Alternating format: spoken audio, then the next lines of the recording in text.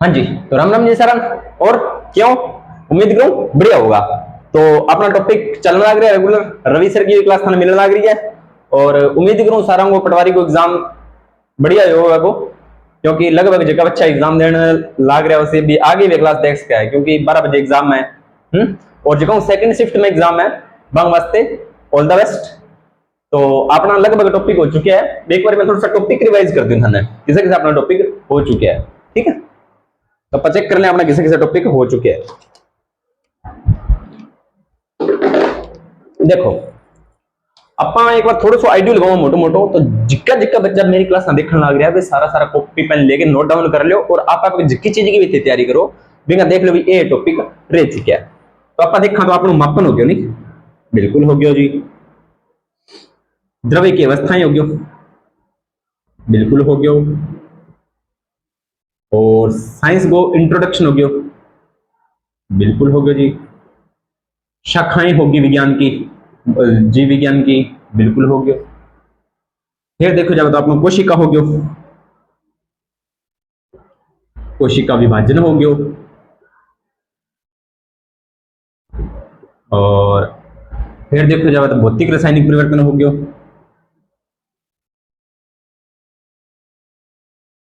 फिर देखो जाए तो प्रकाश हो गया। और फिर देखो जाए तो धातु है, धातु हो गया। और फिर देखो जाए तो मानव रोग हो गया। फिर देखो जाए तो पाचन हो गया,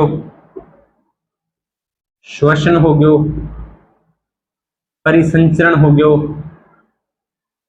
और तंत्रिका तंत्र हो गया, उत्सर्जन हो गया, अंतरिक्ष प्रौद्योगिकी हो गया, रक्षा प्रौद्योगिकी हो गया,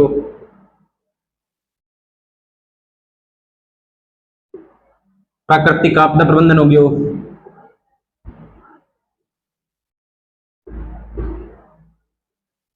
अंदर की भूकंप तड़ित वगैरह पढ़ लिया आप। और फिर भी कोई रह गया होता है नोट कर ली, इतना टॉपिक अपना हो चुका है। अगला टॉपिक अपना इसको गति या मोशन, गति या मोशन। देखते हैं प्यारे बच्चों गति क्या होती है।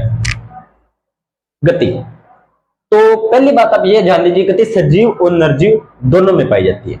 तो जैसे मैं, आप सजीव हो, मैं सजीव हूं, ठीक है। तो गति होती क्या है, जैसे मैं यहां से यहां चल रहा हूं, यहां से यहां चल रहा हूं, ये व्हाइट मार्कर है, ये मार्कर यहां से यहां आ रहा है, तो ये किसके द्वारा आ रहा है, गति के द्वारा आ रहा है।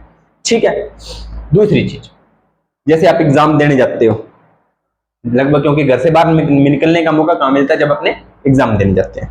जब आप एग्जाम देने जाते हो तब आपने एक चीज नोटिस की होगी कि आप यहाँ से अपने शहर से बस में बैठते हो, ट्रेन में बैठते हो, कार में बैठते हो, या जिस भी साधन पे आप जाते हो, और आप उस अपने जगह पे चले जाते हो, तो क्या होता है वो आप गति करके ही जाते हो। ठीक है, समझ रहा है चीज। गति क्या है, जब वस्तु, फिजिक्स में अपने वस्तु की बात करेंगे, जब वस्तु समय के साथ अपनी स्थिति में परिवर्तन करती है, समय के साथ यानी कि समय लगेगा। जैसे आप अपने घर से निकलते हो कोचिंग के लिए 9 AM पर, आप बाइक पे जा रहे हो और आप कोचिंग पहुंचते हो 9:30 बजे, 9:30 पर आपका कोचिंग पहुंच गई।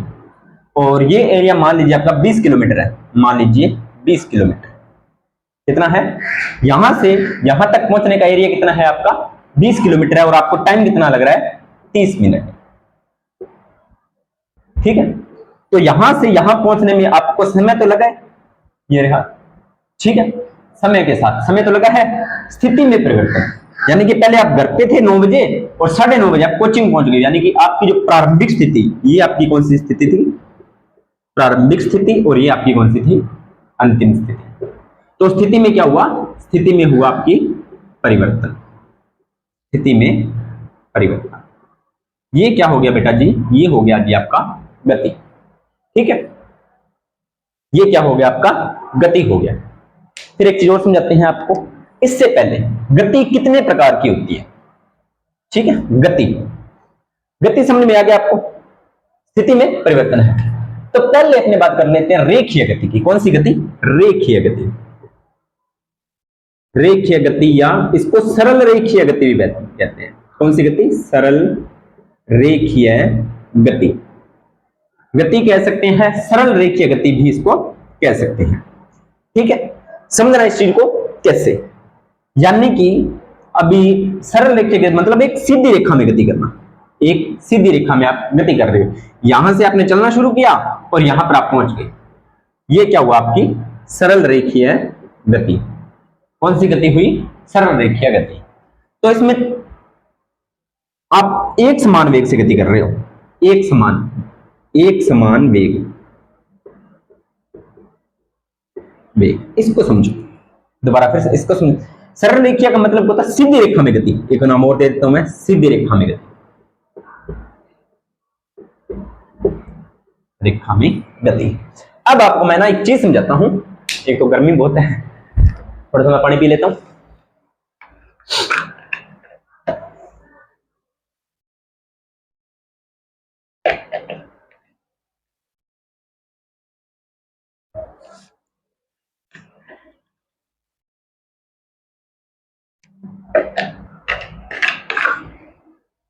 चलिए करते हैं शुरू। देखिए सरल रेखीय गति को मैं आपको समझाता हूं। बहुत अभी आपको लग रहा है सर टाइम पास कर रहे हो, टाइम पास नहीं है बच्चों, करवाने को मैं फटाफट करवा दूंगा, फिर कुछ नहीं पल्ले पड़ेगा, ठीक है। समझते हैं।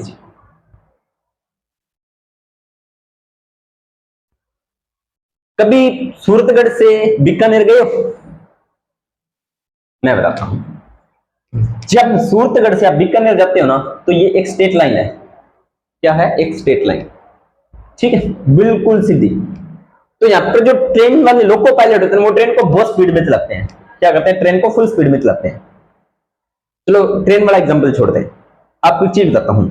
लड़के क्या करते हैं, बाइक स्पीड चलाते हैं, ठीक है। तो उनको ना आप एक चीज पूछना, क्या वो बाइक स्पीड पे चलाते हैं? जैसे कब चलाएंगे, घर से निकले और मेन रोड पे चढ़ गए, मेन रोड पे चढ़ने के बाद में उनको पता भी 10 किलोमीटर तक कोई मोड़ नहीं आएगा, 10 किलोमीटर तक कोई मोड़ नहीं आएगा, यानी कि बिल्कुल सड़क है वो बिल्कुल सीधी सीधी है। तो वो क्या करते हैं, बाइक को आराम से नहीं लेके जाएंगे, आराम से नहीं लेके जाएंगे। कितनी स्पीड से लेके जाएंगे, लगभग 100 किलोमीटर प्रति घंटा की स्पीड से, ठीक है। अब उनको पता लग गया भी मोड़ आएगा, क्या आएगा, मोड़ आएगा। तो वो क्या करेंगे, इस तरह से मान लीजिए मोड़ आएगा, तो ये क्या करेंगे, यहां पर पहुंचने के बाद स्पीड को क्या कर देंगे, डाउन कर देंगे, और यहां पर आने के बाद में इस तरह से वो मुड़ जाएंगे। फिर उनको पता लग गया भैया कि फिर सीधी रोड है, फिर वही स्पीड करते हैं 100 किलोमीटर में। फिर आपको उनको पता लगा मोड़ है, फिर वो धीरे कर लेंगे। यानी कि यहां तक क्या है, रोड बिल्कुल सीधी है, तो क्या होता है, एक फिक्स वेग कर लेंगे अपना, 100 किलोमीटर पर नहीं चलना। वेग क्या है, सीधी रेखा में गति करने की जो दर होती है समय के सापेक्ष, यानी कि वेग। चलो मैं वेग ही बता देता हूं आपको, क्या है, विस्थापन बटा में समय। विस्थापन में बता चुका हूं बहुत बार, विस्थापन बटा में समय, ये आपका वेग होता है। तो वेग में वो परिवर्तन नहीं करेंगे, वेग में कोई परिवर्तन नहीं होगा। सरल रेखीय गति में क्या होगा, एक समान वेग से, एक समान वेग। अब एक समान वेग है तो सरल रेखा में त्वरण क्या होगा, त्वरण तो सर फिर शून्य होगा। त्वरण क्या होगा, शून्य होगा। क्या होगा, त्वरण शून्य। क्यों होगा त्वरण शून्य, क्यों होगा, क्योंकि त्वरण का मतलब क्या है, वेग में परिवर्तन, वेग में परिवर्तन की दर। वेग में परिवर्तन की दर क्या है आपका, त्वरण है। तो वेग में तो परिवर्तन हो ही नहीं रहा सरल रेखा गति में, तो त्वरण क्या हो जाएगा आपका, शून्य हो जाएगा। सरल रेखीय गति उम्मीद करता हूं आपको समझ में आ गई होगी, ये आपकी होती है सरल रेखीय गति। चलिए अब बात करते हैं, अपने कॉपी पेन लेके बैठे हुए अपने साथ में, जो चीजें मैं बता रहा हूं वो नोट करते चले, ताकि आपको बाद में दिक्कत ना आए, ठीक है दोस्तों। सरल रेखीय गति कंप्लीट हुई, ये लाइन भी अपनी कंप्लीट हो गई। दूसरी है वृत्ताकार गति। कौन सी गति, वृत्ताकार गति। कौन सी गति, वृत्ताकार गति। चलिए मैं आपको वृत्ताकार गति समझा देता हूं कैसे, थोड़ा सा पेशेंस रखना भाई।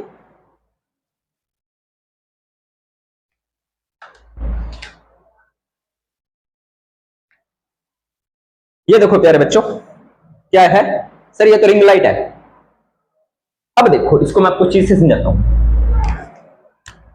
देखो मान लीजिए यहां से मैंने चलना शुरू किया, ये मैं चल रहा हूं यहां से गोल गोल गोल गोल गोल गोल, इस तरह से मैं चल रहा हूं लगातार, एक ही पथ में चल रहा हूं। क्या मेरा पथ बदल रहा है क्या? नहीं बदल रहा। क्या मेरा पथ बदल रहा है क्या? नहीं बदल रहा। पथ बदल रहा है क्या? नहीं बदल रहा। तो इस प्रकार की जो गति होती है उस गति को क्या कहते हैं? उस गति को कहते हैं प्यारे बच्चों वृत्ताकार गति। कौन सी गति कहते हैं? वृत्ताकार गति। इस तरह से, ठीक है। एक निश्चित पथ में आप लगातार गति करते रहते हो, इसी पथ में एक निश्चित वृत्ताकार पथ में अगर आप गति करते रहते हो तो उस गति को क्या कहते हैं? वृत्ताकार गति।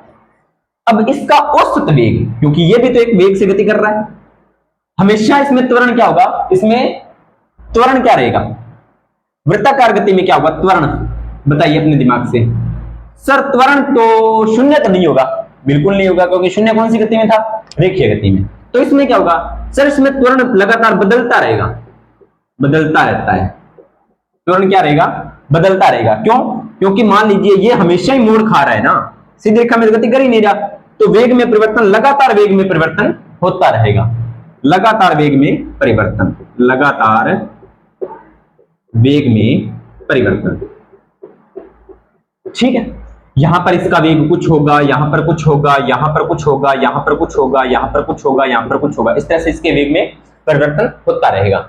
लेकिन अगर मैं इसके औसत वेग की बात करूं, औसत वेग, देखो सारी वही चीजें हैं, घूम घूम के आती है। औसत वेग, यहां पर आपको कुछ नई चीज दिख रही है, 2 पाई आर अपॉन में टी। चलो पहले वेग का सूत्र बताओ आप क्या होता है? सर वेग का सूत्र होता है विस्थापन बटा में समय, विस्थापन बटा में समय। लेकिन यहां पर बात हो रही है औसत वेग की। तो अब वृत्तीय गति में विस्थापन का मतलब तो ये पूरा सर्किल हो गया ना। वृत्त की परिधि का सूत्र क्या होता है? ये एक वृत्त तो है और ये इसका पथ क्या है? ये इस वृत्त की परिधि है। क्या है? परिधि। मैथमेटिक्स पढ़ने वाले बच्चे जानते होंगे कि वृत्त की परिधि का सूत्र क्या होता है? 2 पाई आर। आर यहां पे प्यारे बच्चों त्रिज्या है वृत्त की। क्या है वृत्त की? त्रिज्या। आर वृत्त की क्या है? त्रिज्या है। तो क्या ये परिधि को मैं विस्थापन लिख सकता हूं? हाँ जी सर, औसत वेग की बात है तो लिख सकते हो। तो 2 पाई आर, और अगर विस्थापन औसत है, औसत वेग की बात कर रहे हैं तो समय भी तो औसत लेना पड़ेगा, इसलिए कैपिटल टी। तो औसत वेग क्या हो जाएगा? 2 पाई आर अपॉन में टी हो जाएगा आपका वृत्ताकार पथ में गति करने वाली वस्तु का औसत वेग, ठीक है। और हमारी जो पृथ्वी है, हमारी जो पृथ्वी है वो सूर्य के चारों ओर, ये हमारा सूर्य मान लेते हैं और ये हमारी पृथ्वी मान लेते हैं, तो ये इसी पथ में गति करती है, इसी पथ में गति करती है। इस गति को, वृत्ताकार गति को, एक आप परिक्रमण गति भी कह सकते हो, परिक्रमण गति, ठीक है प्यारे दोस्तों। कौन सी गति कह सकते हो? परिक्रमण गति भी इसको आप कह सकते हो। स्क्रीनशॉट ले उसका, फिर इसके बारे में आगे बढ़, ठीक है। परिक्रमण गति हो गया। चलिए आगे बात करते हैं।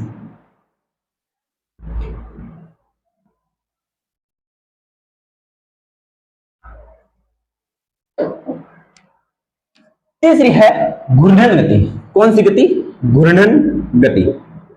चलिए आपको घूर्णन गति समझा दें, बिल्कुल समझा दो। पहले आपको यह बात मेरा, अपने ही अक्ष पर गति करना, अपने ही अक्ष पर गति करना, अक्ष पर गति करना। चलिए समझाता हूं आपको घूर्णन गति।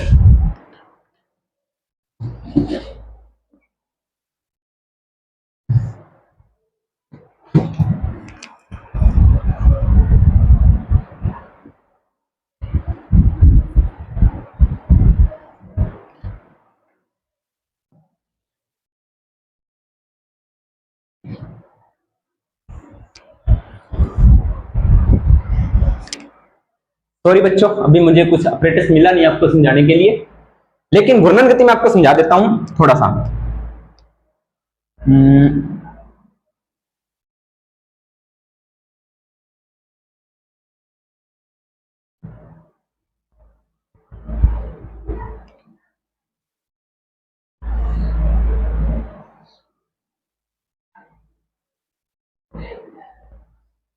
सर जी ये क्या फूल सा बना दिया? ये फूल नहीं है, ये फैन है, पंखा। तो ये पंखे में लगी होती है मोटर, मोटर लगी होती है, वो अपने अक्ष पर ही घूमती है, यानी कि ये बिंदु है ना अपने अक्ष पर ही ऐसे गोल गोल घूमता रहता है, अपने ही अक्ष पर है। ठीक है, चारों ओर क्या कर रहा है वो पंखा? अपने ही अक्ष पर घूम रहा है, अपने ही अक्ष पर, यानी कि जो उसका पॉइंट होता है ना वहां पर ये इस तरह से गोल गोल घूम रहा होता है, इस तरह से। ठीक है, तो वो होती है जी आपकी घूर्णन गति, अपने ही अक्ष पर होती है जो गति। कौन सी गति होती है? घूर्णन गति होती है। ठीक है, हमारी जो पृथ्वी होती है वो दो तरह की गति करती है। एक तो मैंने बता दिया कौन सी, परिक्रमा गति, किसके चारों ओर? सूर्य के। दूसरी करती है अपने ही अक्ष पर। कभी आपने स्कूल में, लाइब्रेरीज में या कोचिंग में या जहां पर आप ऑफिस में काम करते हो, जो सरकारी संस्थान होते हैं वहां पर ना आपने ग्लोब देखा होगा। क्या देखा होगा जी? ग्लोब देखा होगा। कुछ इस तरह से बना होता है, मुझे थोड़ा सा ढंग से बनाना नहीं आता। यहां पर है ना पूरी पृथ्वी लटकी होती है इस तरह से, और वो इस तरह से बनी होती है, और इस तरह से उसको घुमाओगे ना तो ये गोल गोल घूमती रहती है।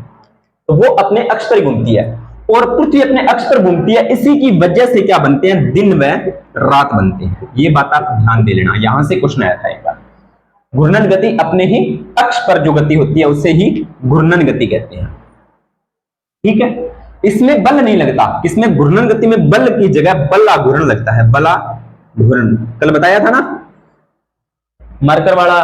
अब जैसे ये देखो, क्या इस मार्कर में सीधा खोल सकता हूं? इस तरह से नहीं खोल सकता है, नहीं खोल, लेकिन वहां पर इसको मैं बड़ा प्यार से घुमाता हूं।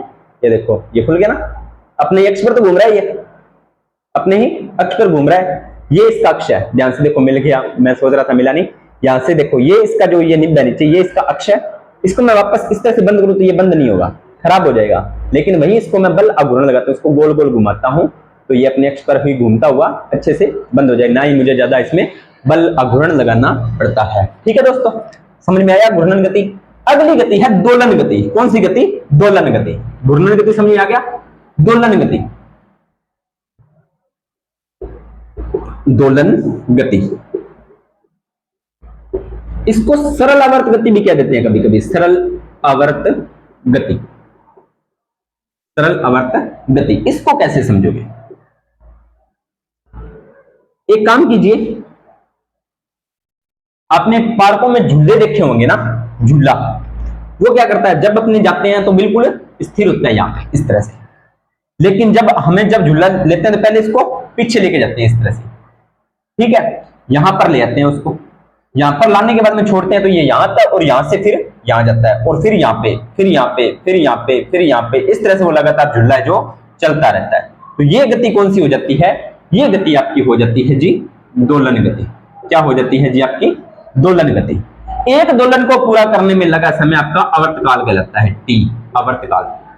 एक दोलन कैसे पूरा होगा समझाता हूं। जैसे मान लीजिए आप यहां से चलना शुरू किया तो पहले आप इसको यहां से यहां आएगा, फिर ये यहां से यहां आएगा, फिर ये यहां से यहां आएगा, फिर ये यहां से यहां, और इस तरह से एक चक्कर पूरा। यानी कि मान लीजिए इसने चलना यहां से शुरू किया था, फर्स्ट स्टेप यहां पे कंप्लीट, यहां से वापस गया सेकंड, यहां पे वापस आया थर्ड, और यहां से वापस आया फोर्थ। 4 स्टेप में जो काम होगा वो आपका क्या हो जाएगा? एक दोलन कंप्लीट हो जाएगा। ठीक है, इसे दोलनी गति भी कहते हैं। कौन सी गति कहते हैं जी? दोलनी गति भी कहते हैं। ठीक है दोस्तों, उम्मीद करता हूं आपको समझ में आया होगा। ठीक है, आगे बात करते हैं कौन सी गति के बारे में। आगे बात कर लेते हैं अपने प्रक्षेप्य गति के बारे में। बहुत बार बता चुका हूं मैं प्रक्षेप्य गति। कब बताया था सर? हमें तो याद नहीं है, चलो मैं ही आपको याद करवा देता हूं। प्रक्षेप्य गति के बारे में मैंने बताया था प्यारे बच्चों, जब अपने अंतरिक्ष प्रौद्योगिकी और रक्षा प्रौद्योगिकी की बात की थी। कौन सी गति? ये वाली जो गति होती है ये आपकी प्रक्षेप्य गति होती है। बस कैसे? मान लीजिए आपने किसी वस्तु को, देखो ये तो होती है आपकी सरल रेखीय गति, ये होती है आपकी वृत्ताकार गति, ये होती है जी आपकी घूर्णन गति, और अगर कोई चीज इस तरह से झूल रही है वो होती है जी आपकी दोलन गति। लेकिन प्रक्षेप्य गति क्या होती है? आप क्या करना, कभी क्रिकेट खेलते होगे तो आप क्या करते हो, शायद इसमें रिकॉर्ड ना हो फिर भी मैं पूरा प्रयास करूंगा। आप क्या करते हो, इस तरह से बॉल को लेके आते हो और यहां से ऐसे फेंकते हो। ठीक है, तो बॉल को आप यहां से उठाते हो, बॉल जाती है पहले ऊपर और फिर नीचे। ठीक है, इस तरह से वो गति करती है। कैसे? एक बार फिर बताता हूं मैं आपको। जैसे आपने क्रिकेट की जो बॉल होती है, आपने इस बॉल को फेंका, अब यहां पे क्या करें, चलो सॉरी, ठीक है, एक बॉल होगी, उस बॉल को आप इस तरह से फेंकोगे, मान लीजिए यहां से आपने बॉल को फेंका ऊपर की ओर, ठीक है, ऊपर की ओर बॉल को फेंका तो बॉल अधिकतम यहां पे पहुंची, उसके बाद में यह बॉल गिरेगी यहां पे, 3 स्टेप बनेंगे। अगर आपने इसमें आपको क्या चाहिए, प्रक्षेप्य गति में आपको चाहिए अधिकतम ऊंचाई, एक तो अधिकतम ऊंचाई भी आपको प्रक्षेप्य गति कब काम आएगी कि जब आपको एक ही प्रकार की गति में अधिकतम ऊंचाई भी प्राप्त करनी हो और ऊंचाई और अधिकतम दूरी ये दोनों प्राप्त करनी हो, तब आप प्रक्षेप्य गति करवाओगे। ठीक है, एक बार फिर समझाता हूं, ऊंचाई भी प्राप्त, आपको अधिकतम ऊंचाई भी चाहिए और अधिकतम दूरी भी चाहिए, तो आपको क्या करोगे, आप उसको प्रक्षेप्य गति करवाओगे। ठीक है, कैसे, फिर समझाते हैं, टेंशन नहीं लेनी। इसका अधिकतम ऊंचाई और प्राप्त करने के लिए आपको अगर कोण चाहिए, कितना कोण, तो वो आपका कोण होना चाहिए मेरे प्यारे बच्चों 45 डिग्री। देखो ये है आपका कोई सरफेस एरिया, ठीक है, यहां पर खड़े हो आप, जो ऑफलाइन बच्चे मेरे से पढ़ते हैं, ठीक है, या जो मेरे से ऑफलाइन बच्चे पढ़े हुए हैं तो वो बच्चे जरूर वीडियो देख रहे हो, तो ये एक ही बात कहेंगे कि बस सर को ना ये बस एक ही गुड्डा बनाना आता है। हाँ जी, मेरे को ये एक ही गुड्डा बनाना आता है और गुड्डे मेरे को बनाने नहीं आते। ठीक है, मान लीजिए आपने यहां से क्या करना है, अधिकतम दूरी प्राप्त करनी है बॉल की, सिर्फ अधिकतम दूरी, तो आप क्या करोगे, इसको नीचे से फेंकोगे इस तरह से लोटनी गति के द्वारा, और ये गेंद आपको यहां पर जाकर अधिकतम दूरी प्राप्त कर देगी। इसीलिए अधिकतम दूरी तो आपने प्राप्त कर ली, लेकिन क्या आपने अधिकतम ऊंचाई प्राप्त की, नहीं की, क्योंकि वो तो लोटनी गति करती हुई पहुंची है ना, इस तरह से ऊंचाई तो नहीं पहुंची। फिर आपने क्या किया, अब आपको अधिकतम ऊंचाई प्राप्त करनी है, तो आपने क्या किया, बॉल को सीधा ऊपर फेंक दिया यहां पर, तो ये जहां पर ऊपर गई और सीधा सीधा वापस नीचे आ गई। ये कोण कितने डिग्री का बना सर, 90 डिग्री का बना। जब आपको अधिकतम ऊंचाई प्राप्त करनी होगी तो 90 डिग्री और अधिकतम दूरी प्राप्त करनी होगी तो 0 डिग्री, कर लिया, ठीक है। लेकिन मैं कह रहा हूं कि मुझे दोनों प्राप्त करने हैं, अधिकतम ऊंचाई भी प्राप्त करनी है और अधिकतम दूरी भी प्राप्त करनी है, तो आपका वो कोण क्या होगा, वो कोण होगा मेरे प्यारे बच्चों आपका 45 डिग्री। जैसे ही आपने इस कोण पर गेंद को फेंका तो अधिकतम ऊंचाई पर जिस गति से आपने इसको ऊर्जा दी तो ऊर्जा देने के बाद में क्या लगेगा, आपने इसको फेंका, ऊर्जा दी तो वायु का घर्षण भी लगेगा, उत्प्लावन बल जिसे बोलते हैं, ठीक है, वायुमंडलीय दाब, ये सारे काम करते हैं। और ये यहां पर मान लीजिए गेंद आपकी रुक गई कुछ समय के लिए, क्षणिक समय, बहुत ही कम समय के लिए गेंद यहां पे रुकती है। अब आप कई बच्चों के दिमाग में आएगा कि सर ये नीचे गिरनी चाहिए यहां से सीधी, नहीं गिरेगी मेरे प्यारे बच्चों, क्योंकि इसके पास ऑलरेडी गति है। अब ये किसके प्रभाव में नीचे गिरेगी, ये गिरेगी गुरुत्वाकर्षण के प्रभाव में ये नीचे गिरेगी, यानी कि इसको ऊर्जा की आवश्यकता नहीं होगी। तो ये जो उसका आकृति बनेगी ये कौन सी होगी, ये होगी जी आपकी प्रक्षेप्य गति, ये होगी आपकी अधिकतम ऊंचाई और ये होगी आपकी अधिकतम परास, अधिकतम परास। ठीक है प्यारे बच्चों, उम्मीद करता हूं इतनी बात प्रक्षेप्य गति भी आपको समझ में आई होगी। ठीक है, अब दोलन गति में एक बात रह गई थी, प्रत्यास्थता, चलो ये बाद में बात कर लेंगे, प्रत्यास्थता ये छोटे छोटे शब्द लिख देता हूं, प्रत्यास्थता बाद में भूल जाएंगे इतने। ठीक है, ये होती है आपकी छोटी छोटी बातें, स्क्रीनशॉट लीजिए। अभी गति छोटी छोटी मैंने गतियां बताई हैं, अभी आपको बहुत सी चीजें बतानी है।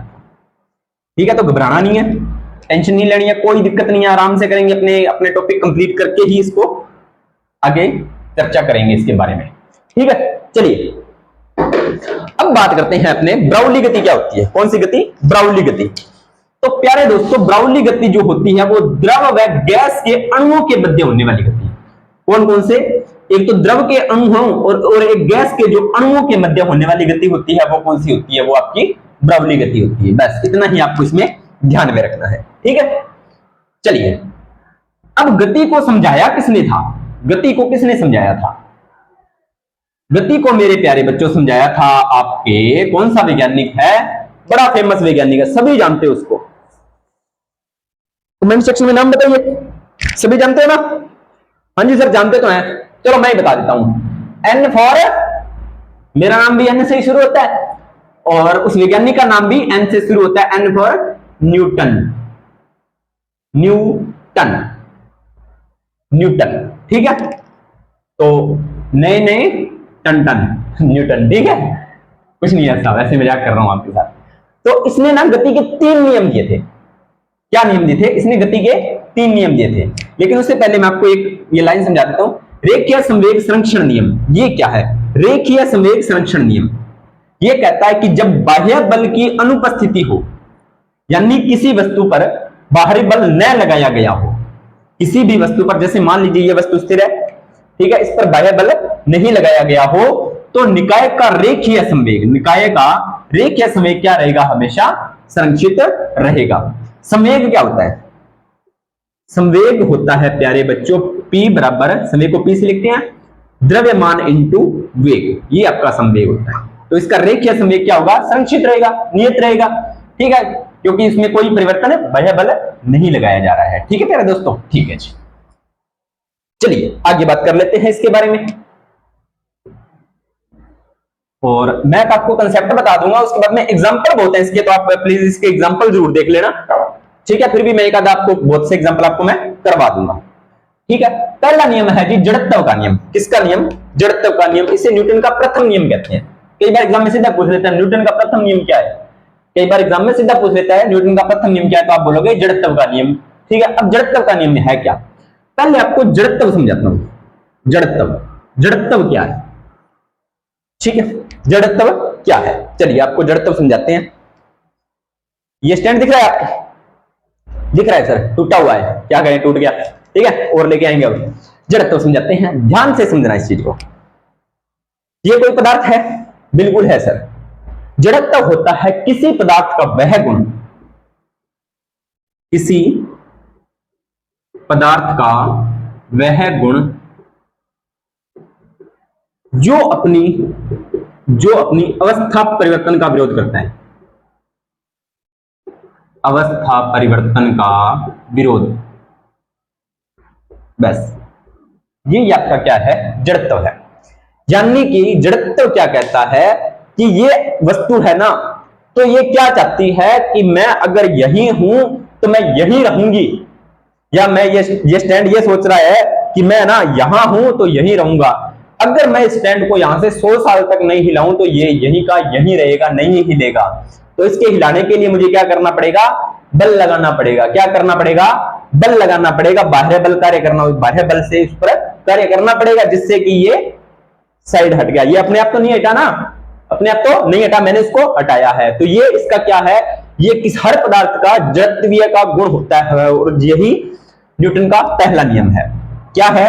न्यूटन का पहला नियम क्या कहता है? न्यूटन का पहला नियम कहता है कि यदि कोई वस्तु स्थिर है तो वह स्थिर रहना चाहती है। कोई वस्तु स्थिर है तो वह स्थिर ही रहना चाहती है, और अगर कोई वस्तु गतिमान है तो वह गतिमान ही रहना चाहती है। अगर कोई वस्तु स्थिर है तो वह स्थिर ही रहना चाहती है, और अगर उस पर गतिमान है तो वो गतिमान ही रहना चाहती है। कब तक? कब तक? कब तक? जब तक कि उस पर कोई बाह्य बल कार्यरत न हो, या इसे आप कह सकते हो कि अपनी अवस्था परिवर्तन का विरोध करती है। अपनी अवस्था परिवर्तन का विरोध करती है। अपनी अवस्था परिवर्तन का क्या करती है जी? अपनी अवस्था परिवर्तन का विरोध करती है। स्क्रीनशॉट लीजिए इसका, फिर अपने इसके बारे में आगे चर्चा करते हैं, ठीक है। अवस्था परिवर्तन का विरोध करती है, ठीक है दोस्तों। उम्मीद करता हूं ये बात भी आपको समझ में आई होगी। एग्जाम्पल बहुत है, लेकिन आपको मैं एक एग्जाम्पल बता देता हूं, बाद में आप सेट करते रहना अपने माइंड से। एग्जाम्पल क्या है? कभी आपने बस या ट्रेन में या कार में सफर किया होगा, तो अपने क्या करते हैं, जैसे बस में बैठे होते हैं आराम से, बस चल रही है, चलो पहले बस को, रुकी हुई बस है, आपने क्या किया, कोचिंग से आए और बस स्टैंड गए, बस स्टैंड में जाते ही अपनी बस में बैठ गए। बस का टाइम है, आप 10 मिनट पहले पहुंच गए बस चलने से, तो आपने क्या किया, जाते बस में बैठे, आराम से ईयरफोन लगाया और आराम से बैठे हो, आपको गाने सुन रहे हो, गानों में मस्त हो आप बिल्कुल। अब आपको पता नहीं है बस चलने वाली है, तो जैसे ही बस चलती है, जैसे ही बस चलती है तो आप ऐसे पीछे की ओर झटका खाते हो, आपको ऐसे पीछे की ओर धक्का लगता है। मतलब क्या है, मतलब इसलिए है क्योंकि बस तो गति हो कर रही है, लेकिन आपकी बॉडी है वो स्थिर ही रहना चाहती है। आपकी बॉडी क्या है, स्थिर ही रहना चाहती है, लेकिन उस पर भारी बल लग गया तो उसकी स्थिति बिगड़ गई। फिर क्या हुआ, फिर हुआ ये कि जैसे ही आप बस है वो चल रही है लगातार, फिर आप अपने गानों में मस्त हो, बस लगातार चल रही है, और जैसे ही बस अचानक से रुकती है तो आप आगे की ओर झुकते हो, इस तरह से आगे की ओर आप झुकते हो। क्यों झुकते हो, क्योंकि आपकी जो बॉडी है वो जड़त्व के नियम पर काम कर रही है। मतलब आपकी बॉडी ये चाहती है कि मैं गतिमान हूं तो मैं गतिमान ही रहूं, तो इसलिए वो कुछ देर के लिए आगे की ओर झुकती है। कब तक, जब तक कि उस पर कोई बाह्य बल न किया जाए। ठीक है, तो ये जड़त्व का पहला नियम होता है, यानी कि अपनी अवस्था परिवर्तन का वो विरोध करती है। ठीक है, चलिए आगे बात कर लेते हैं दूसरे नियम की, इसके नियम की, दूसरे नियम की बात अपने कर लेते हैं। ठीक है दोस्तों, चलिए दूसरा नियम देखो बच्चों, याद ही करने वाला है। क्या है कि वस्तु पर लगाया गया बल, वस्तु पर लगाया गया बल उसके द्रव्यमान व त्वरण के गुणनफल के बराबर या समानुपाती होता है, बराबर या समानुपाती। ठीक है, तो F बराबर m ए। एक बात और लिख सकते हो, वस्तु पर लगाया गया बल उसके संवेग के समानुपाती होता है, संवेग के समानुपाती व बल लगाए गए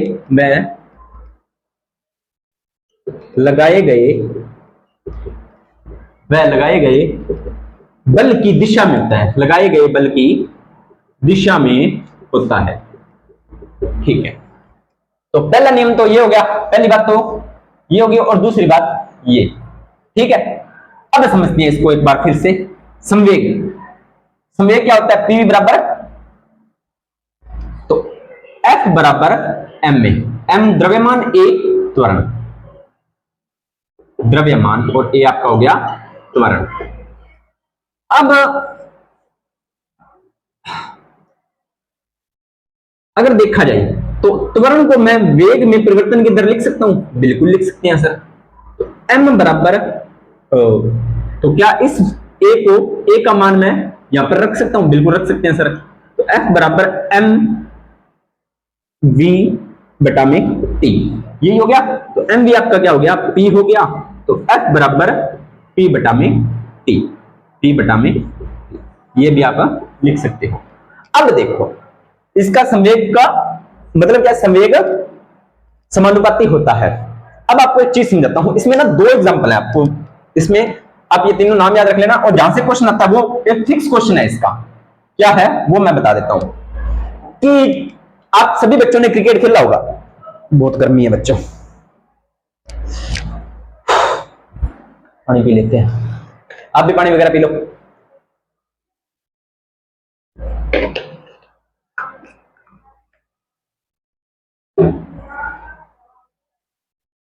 देखो क्या होता है, आप सभी ने क्रिकेट खेला होगा, ठीक है। तो जो बल्लेबाज होता है वो जैसे ही शॉट को हिट करता है, जैसे ही शॉट को हिट करता है, तो बॉल अब क्या हुआ है, हवा में जा रही है। तो आप जैसे खिलाड़ी होते हो तो आप क्या करते हो, बॉल को कैच करते हो। जब आपके हाथ में कैच आता है, ध्यान से देखना मेरी बात, जब आपके हाथ में ऐसे कैच आता है तो आप क्या करते हो, हाथ को ऐसे पीछे की ओर लेके जाते हो। हाथ को क्या करते हो, पीछे की ओर, इस तरह से, जैसे आपने यहां से कैच पकड़ा और यहां से इस तरह से आप पीछे की ओर लेके जाते हो। क्यों? क्योंकि आपके हाथ पर चोट ना लगे, यानी कि आप उसको संवेग को पीछे की ओर, अब जैसे बल लग रहा है तो बल के साथ संवेग भी उसी दिशा में आ रहा है, इसलिए आप अपने हाथ को पीछे की ओर लेके आते हो। एक बार एग्जाम में क्वेश्चन पूछा, क्या पूछा, देखो ये कोई गाड़ी है, ये कोई गाड़ी है, ठीक है, और इसमें मान लीजिए आप बैठे हो, आप क्या हो, शरारती बच्चे हो, आप बैठे हो और आपने गाड़ी में बैठते ही क्या किया, आपके पास छोटी सी बॉल थी तो आप उस बॉल को खेलने लग गए। गाड़ी चल रही है 100 किलोमीटर प्रति घंटा, 100 किलोमीटर की स्पीड से चल रही है। तो जैसे ही आप गाड़ी में बैठे हो और इसकी मान लीजिए सीट भी, ये जो छत है वो भी नहीं है, आपने क्या किया, बॉल को 100 किलोमीटर स्पीड से आपको बॉल को ऊपर उछाला, तो गाड़ी तो आगे चलेगी, तो क्या बॉल पीछे गिरेगी या आपके हाथों में? तो ध्यान दीजिए बच्चों, बॉल आपके हाथों में ही गिरेगी। हमें एक संरक्षण का नियम लग जाएगा, तो बॉल क्या होगा, आपकी हाथों में ही गिरेगी। क्यों गिरेगी? क्योंकि इस बॉल पर कोई बाहरी बल कार्य नहीं कर रहा, यानी कि जो गति है ना वो बाहरी गति नहीं है, वो इस गाड़ी की ही गति के साथ में ये गति कर रही है, तो वो बॉल क्या होगी, आपकी डायरेक्ट हाथों में ही गिरेगी। ये बात भी आपको ध्यान में रखनी है। ठीक है दोस्तों, चलते हैं तीसरे नियम पे। कौन से नियम पे? तीसरे नियम पे। तीसरा नियम क्या कहता है? तीसरा नियम कहता है क्रिया प्रतिक्रिया का नियम, गांधी जी का नियम। ठीक है, तो क्रिया प्रतिक्रिया का नियम का आजकल टाइम है, सीधी सी बात है, न्यूटन ने भी यह बात बोली है। 1 मिनट होल्ड करना।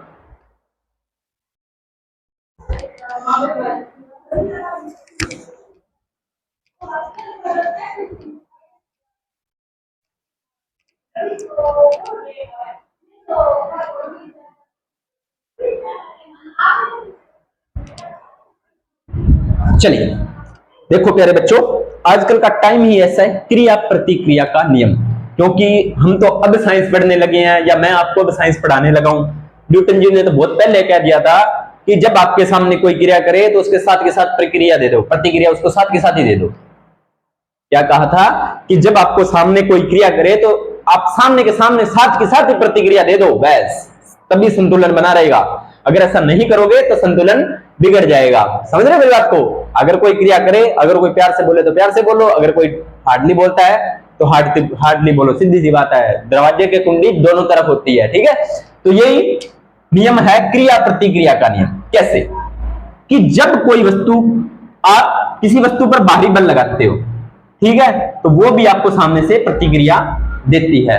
जितना आप काम करते हो सामने से वो भी आपकी तरफ काम करती है। यही आपका क्रिया प्रतिक्रिया नियम है। समझाता हूं आपको, बिल्कुल समझाता हूं, कोई दिक्कत नहीं है, आराम से समझ में आएगा। छोटे होते थे ना, छोटे होते थे आप, तो आप क्या करते थे, जब आपके साथ में कोई खेलने वाला नहीं होता था, क्रिकेट हो गया या फुटबॉल होगी, आपके साथ में कोई खेलने वाला नहीं होता, तब आप क्या करते थे, अपने घर में ना ऐसी दीवार होती थी, तो उस दीवार के साथ खेलते। जैसे मैं तो बहुत खेलता था भाई, आप खेलते या ना नहीं खेलते थे, मैं तो ये चीज बहुत खेलता था। ठीक है, कैसे?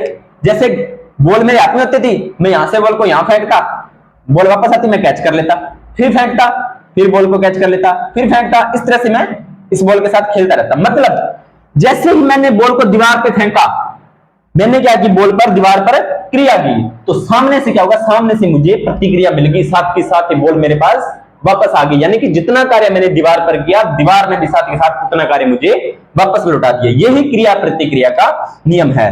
ठीक है, एग्जाम्पल, एक अच्छा, बहुत अच्छा एग्जाम्पल है जो मैं आपको समझाता हूं। ये क्या एग्जाम्पल है, ये समझना। दीपावली देख आती है, हर साल आती है, सिर्फ रॉकेट चलाते हो, आतिशबाजी। ये एग्जाम है, इसका फेमस क्वेश्चन, क्रिया प्रतिक्रिया से ना, ये एक तो रॉकेट से क्वेश्चन पूछता है और एक आतिशबाजी से क्वेश्चन पूछता है। तो आतिशबाजी क्या होती है, कुछ इस तरह से होती है। ये भी वैसे बहुत बार करवा चुका हूं मैं, इस तरह से आतिशबाजी होती है। ठीक है, तो यहां पर लगी होती है, यहां पर आप क्या किया, यहां पर आपने लगाई आग, आग लगाई, तो क्या आग लगाते ही आतिशबाजी ऊपर उड़ जाती है? नहीं, इसके अंदर पहले भरा होता है, यानी कि बारूद भरा होता है। ठीक है, ये बारूद जलेगा, जलकर क्या करेगा, ये नीचे की ओर क्या करता है, बल लगाता है। नीचे की ओर क्या करता है, बारूद एक बल लगाता है, नीचे की ओर बल लगाता है, तो ये भी फिर ऊपर की ओर कार्य करती है, और जितनी स्पीड से ये बल नीचे की तरफ लगता है उतनी स्पीड से ये आतिशबाजी ऊपर जाती है। ठीक है, फिर मान लीजिए आतिशबाजी अभी आसमान में है, मान सपोज कीजिए आतिशबाजी आसमान में उड़ रही है, तो जब तक इसमें से आग निकलती रहेगी, यानी कि पीछे की ओर बारूद चलता रहेगा, तब तक ये आतिशबाजी ऊपर जाती रहेगी, तब तक लगातार। यानी कि जैसे ही आप यहां पर इसके अंदर जितनी देर पैलेट है, बारूद है, वो बारूद जलेगा, उतनी देर तक वो इस तरह से क्रिया का नियम लगाता रहेगा, यानी कि बल से क्रिया करता रहेगा, और सामने से उसको वायुमंडल से उतनी उतनी उसकी प्रक्रिया प्रतिक्रिया मिलती रहेगी। ठीक है, तो ये आपका कौन सा हो गया, प्रतिक्रिया का नियम। तो एक बार क्वेश्चन है, रॉकेट कौन से सिद्धांत पर, जो अपने अंतरिक्ष प्रौद्योगिकी रक्षा प्रौद्योगिकी द्वारा रॉकेट जो लॉन्च किए जाते हैं ना, वो क्रिया प्रतिक्रिया के नियम के आधार पर ही आपके रॉकेट होते हैं वो लॉन्च होते हैं। ये आपको ध्यान में रखना है, ठीक है दोस्तों। अब बात कर लेते हैं अपने कुछ समीकरणों की, ठीक है जी। गति की समीकरण वैसे तो मैंने करवा दी थी, लेकिन फिर भी मैं और आपको इसमें करवा देता हूं। ये मैंने पिछले कौन से चैप्टर में करवाई थी, मुझे चैप्टर नहीं याद है, लेकिन फिर भी मैं आपको करवा देता हूं, ठीक है। समझना इस चीज को, गति के इस चीज को समझते हैं अपने समीकरण। तो गति की पहली समीकरण क्या है? पहली समीकरण है कि प्रारंभिक वेग किसी वस्तु का प्रारंभिक वेग u, त्वरण a और समय t ये हो, यानी कि प्रारंभिक वेग, त्वरण और समय का जो गुणनफल होता है, इनका जो योग होता है वो किसके बराबर होता है, तब आपकी गति क्या होती है, अंतिम वेग आपको प्राप्त हो जाएगा। ये है आपका अंतिम वेग। तो प्रथम समीकरण हो जाएगी v बराबर u प्लस at। दूसरी समीकरण क्या है, v बराबर ut, u क्या हो गया आपका प्रारंभिक वेग, t हो गया आपका समय, हाफ कांस्टेंट होता है, a त्वरण हो गया और t स्क्वायर हो गया। तो ये आपकी दूसरी समीकरण होगी। तीसरी समीकरण है v square plus v square है, यानी कि अंतिम वेग किसके बराबर होगा, अंतिम वेग बराबर होगा आपका प्रारंभिक वेग का वर्ग, अंतिम वेग का वर्ग, प्रारंभिक वेग का वर्ग प्लस 2 त्वरण और विस्थापन, इसके बराबर होगा। तो ये समीकरण तीनों आपको याद होने चाहिए, याद कर लेना ये तीनों समीकरण। पहली समीकरण क्या है, v बराबर u प्लस at। दूसरी क्या है, v बराबर u plus ut plus half 80 square. तीसरी क्या है, v स्क्वायर बराबर u स्क्वायर प्लस 2as। ये आपकी तीन समीकरण है, ये आपको याद होनी चाहिए, ठीक है। ये तीनों समीकरण। अब छोटी छोटी चीजें हैं वो आपको मैं बता देता हूं। वैसे तो ये चीजें आपको पता लग गई होंगी, जैसे दूरी क्या होती है, विस्थापन क्या होता है, चाल क्या होती है, वेग क्या होता है, त्वरण क्या होता है, बल आघूर्ण क्या होता है, और कोणीय वेग क्या होता है, कोणीय विस्थापन क्या होता है। ये आप मेरी पिछली क्लास में देखोगे तो आपकी सारी चीजें क्लियर हो जाएंगी, अपने एक एक चीज को बार बार रिवाइज नहीं कर सकते, ठीक है। तो त्वरण बता दिया मैंने आपको, वेग में परिवर्तन की दर, ठीक है। और पृष्ठ तनाव क्या होता है, पृष्ठ तनाव को बोलते हैं सरफेस टेंशन। ये होता है द्रवों का गुण। किसका गुण होता है बच्चों, द्रवों का गुण होता है। ये किसका गुण होता है, द्रवों का, ठीक है। यानी कि ये अपने जो ऊपर का एरिया होता है, कोई भी द्रव है वो क्या चाहता है, अपने आकार को कम करना, अपने आकार को कम करना। चलिए ये समझाता हूं मैं आपको, होल्ड करना एक मिनट, एक चीज समझाता हूं।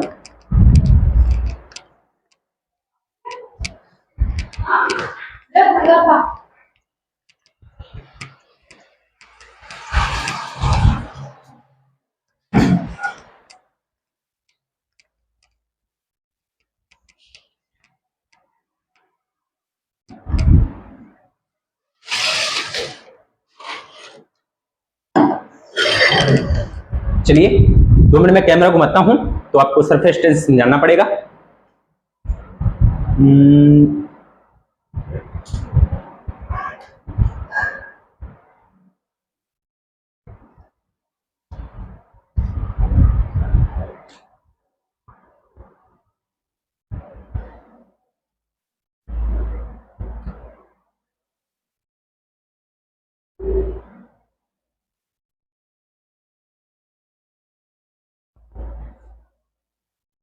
अब समझ में आ जाएगा ना।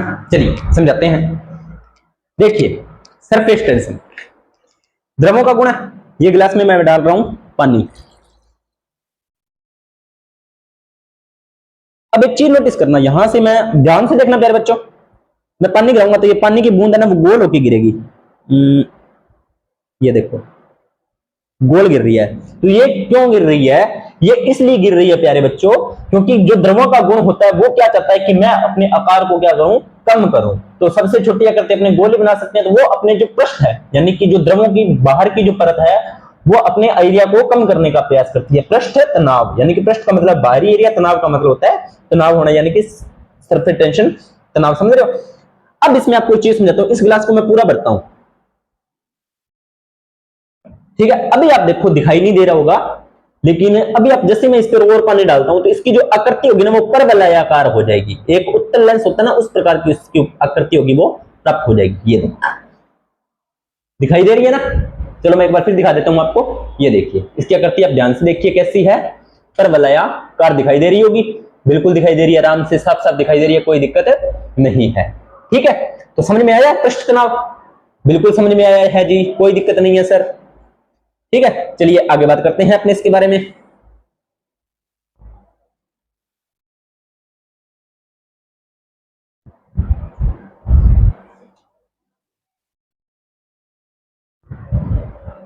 आपके लिए देख लो कितनी मेहनत करनी पड़ रही है, ठीक है, फिर भी आप बोल रहे हो कि हमें समझ नहीं आता। बिल्कुल आएगा समझ में, कोई चिंता करने वाली बात है ही नहीं। क्या समझ में नहीं आया? बिल्कुल आराम से समझ में आया सब कुछ। पृष्ठ तनाव समझ में आया? चलिए अब आगे बात कर लेते हैं। पृष्ठ तनाव हो गया प्रत्यास्थता। प्रत्यास्थता और साथ के साथ आपको समझा देते हैं।